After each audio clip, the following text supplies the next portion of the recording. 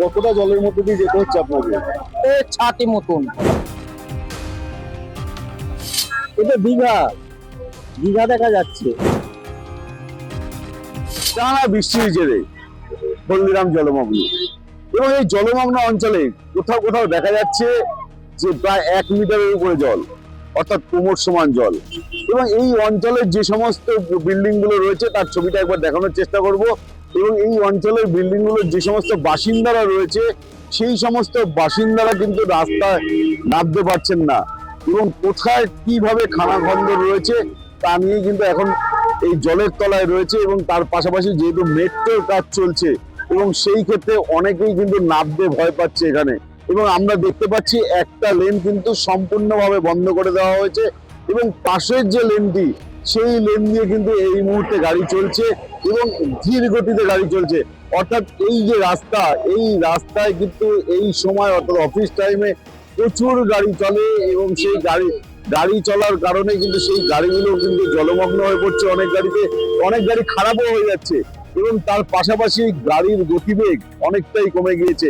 এত জলমগ্নর কারণে কিন্তু গতি কমে গিয়েছে, অর্থাৎ একটা যানজটের সৃষ্টি হয়েছে এই অঞ্চল জুড়ে। এবং আমরা দেখেছিলাম বিগত বছরগুলোতে যেখানে এই অঞ্চলে কিন্তু একটু বৃষ্টি হলেই জল জমে, কিন্তু যত দিন যাচ্ছে তত কিন্তু এই জল জমার পরিমাণ কিন্তু বাড়ছে। এবং আমরা দেখেছি সকাল থেকে মাত্র 3 ঘন্টার বৃষ্টিতেই কিন্তু জল জমেছে, পাশে ট্রেন দাঁড়িয়ে রয়েছে, এবং রিক্সাওয়ালা থেকে আরম্ভ করে সবাই কিন্তু এই সময় কিন্তু সাধারণ মানুষ যারা এই অঞ্চলের বাসিন্দা তারা জাস্ট রাস্তা পারাপারের জন্য কারোর থেকে 50 টাকা 100 টাকাও পর্যন্ত রিক্সাওয়ালারা দাবি করছে। এবং এছাড়াও কিন্তু আমরা দেখতে পাচ্ছি যে পাশে যে ট্রাফিক গার্ড সেই ট্রেনা এবং বিভিন্ন জায়গায় ব্যারিকেড করে রেখেছে, এবং এই যে সামনের রাস্তা কোথাও কোথাও কিন্তু গাড়ি খারাপ হয়ে গিয়েছে, এবং সেই ছবিও কিন্তু ধরা পড়ছে। এছাড়াও কিন্তু আমরা দেখতে পাচ্ছি একজন বয়স্ক মহিলা, তিনিও আসছেন এই রাস্তা ধরে, এবং সেখান থেকে তিনিও নামতে ভয় পাচ্ছেন। এবং সমস্ত বিষয়টাই কিন্তু এই মুহূর্তে জলমগ্ন এই অঞ্চল। আমরা সাধারণ মানুষের সাথে কয়েকজন মানুষের সাথে কথা বলার চেষ্টা করবো। গৌরাঙ্গনগর, এই যে এখানে এসছো, আজকে কি কাজে এসছো এখানে? এখানে কমপ্লেক্সে এসেছিলাম একটা কাজের জন্য। হ্যাঁ, কতটা জল? এবং জল তো এখনো একটু কমেছে, আগে তো হাঁটুর উপরে জল ছিল। যেতে কতটা অসুবিধা, ভয় লাগে? প্রচুর ভয় লাগছিল ওই সময় যখন আসছিলাম, গাড়িগুলো আসছে আস্তে আস্তে, যখন ঢেউর মধ্যে মনে হয় ফোন সব ভিজে যাবে। একদিকে মেট্রোর কাজ চলছে, কোথায় খানাখন্দর আছে এটা তো বোঝা যাচ্ছে না। তো এ তো সমস্যা, কতগুলো গাড়ি ফেসে আছে, জল থেকে উঠতে পারছে না। মানে জীবনের ঝুঁকি নিয়ে আজকে এসছো কাজে? জীবনের ঝুঁকি মানে মানে প্রচুর ঝুঁকি। এখানে তো কিছু একটা রাস্তায় পড়ে থাকলে, পা পিছলে গেলে ওখানে অ্যাক্সিডেন্ট, মানে পা তো ভাঙবে, এরকম ব্যাপার আছে। রিক্সা নিয়ে যাচ্ছে, জি। এবং কতটা জলের মধ্যে দিয়ে যেতে হচ্ছে আপনাদের? ছাতি মতন। কত টাকা ভাড়া নিচ্ছেন আজকে? 20-30। আর যার কাছ থেকে জানা যায়? না না না, ও এমনি 20 টাকা ভাড়া। এই যে মাত্র 3 ঘন্টা বৃষ্টির জলে এতটা জল হচ্ছে, কোনোবার কি এত জল হয় বৃষ্টির জলে 3 ঘন্টা? ও হামেশা হতে পারে স্যার, কিন্তু আজকে একটু বেশি জল হচ্ছে। না না, ও সবসময় এইরকম জল হয়। এখানে এখানে পিএস ম্যাগনাম উল্টো সাইডে হয়। তো কতটা রিস্ক? এটা দীঘা, দীঘা দেখা যাচ্ছে। দীঘা দেখা যাচ্ছে। রিক্স মানে জানের রিক্স, এখন কোথায় ডুবে গাড়ি ভেঙে যাবে এখন। এই যে প্রত্যেক বছর একটা সমস্যা এই হলদিরামে, কি বলবেন?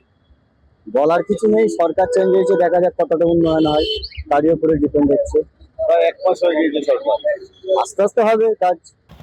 এখন নদী আর হচ্ছে না, সংস্কার হচ্ছে না, নদী সংস্কার হচ্ছে না, জল জমাটা থেকেই যাচ্ছে।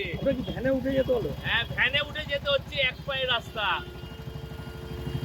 সমস্যা, সব সময় সমস্যা, কবে হবে কোনো ঠিক নেই।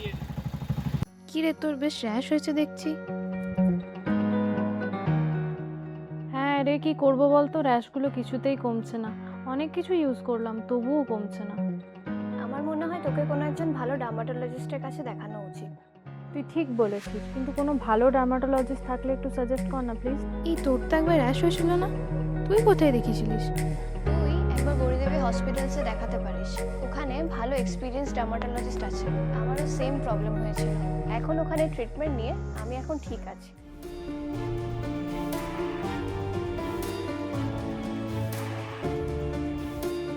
গৌরী দেবী হসপিটাল, রাজবাঁধ, দুর্গাপুর। যোগাযোগ 8001003333, 80011111, 3333।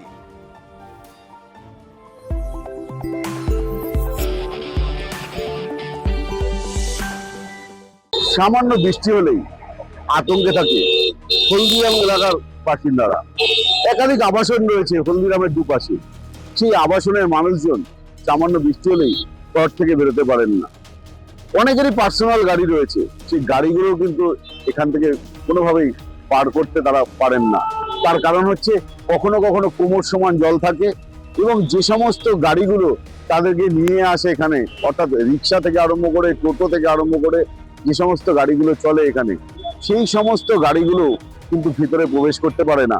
কেন, কোনো গাড়ির ভেতরে জল উঠে যায় এবং গাড়ি খারাপ হয়ে যায়। এবং আমরা হলদিরামে বিভিন্ন সময় খবর করতে এসে দেখেছি যে প্রায় এই যে লাইন সার্ভিস রোড, এই সার্ভিস রোড দিয়ে কিন্তু চিনার পার্কের যে রাস্তা, সেই চিনার পার্কের যাওয়ার রাস্তা রয়েছে, এবং সেই ক্ষেত্রে দাঁড়িয়ে কিন্তু দেখা যায় যে চিনার পার্কে কিন্তু অনেক গাড়ি এই রাস্তা দিয়ে যেতে গেলে গাড়ি খারাপ হয়ে যায়, এবং একাধিক জল অনেকটা নেমে গেল, কিন্তু সকালবেলা কিন্তু অনেকটাই জল ছিল, এবং সেই কারণে কিন্তু অনেক গাড়ি যাতায়াত করতে পারেনি এই রাস্তা দিয়ে।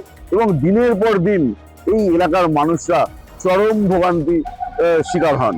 এবং শুধু তাই নয়, বিভিন্ন সময়ের বিভিন্ন রাজনৈতিক দল থেকে আরম্ভ করে স্থানীয় নেতৃত্বকে বিষয়টি জানালেও তারা কিন্তু সেভাবে কোনো রকম সহযোগিতা করতে পারেননি।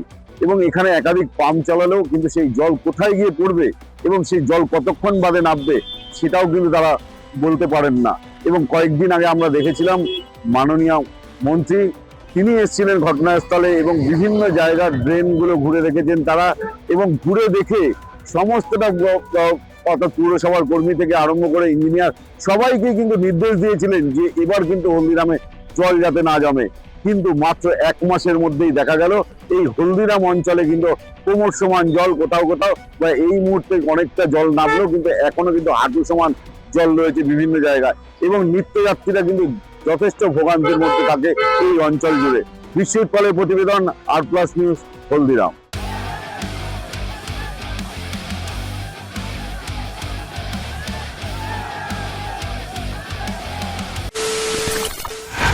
খবরের নামে প্রতিদিন সন্ধে আপনার ড্রয়িং রুমে কি শুধুই চিৎকার চেঁচামেচি খেয়ে আসে? বিতর্কের নামে চলে গালাগালি আর কাদা ছোড়াছুড়ি। এবার সময় পরিবর্তনের, কারণ আমরা কান ফাটানো চিৎকারে বিশ্বাস করি না। আমরা বিশ্বাস করি খবরের সত্যতায়। আমরা কোনো পক্ষের হয়ে গলা ফাটাই না, আমরা সাধারণ মানুষের হয়ে প্রশ্ন তুলি। চিৎকার নয়, শুধু খবর হবে যেখানে বিতর্ক আছে কিন্তু কুৎসিত ঝগড়া নেই। সঠিক তথ্য, বিশ্বস্ত খবর। নজর রাখুন আর+ নিউজে।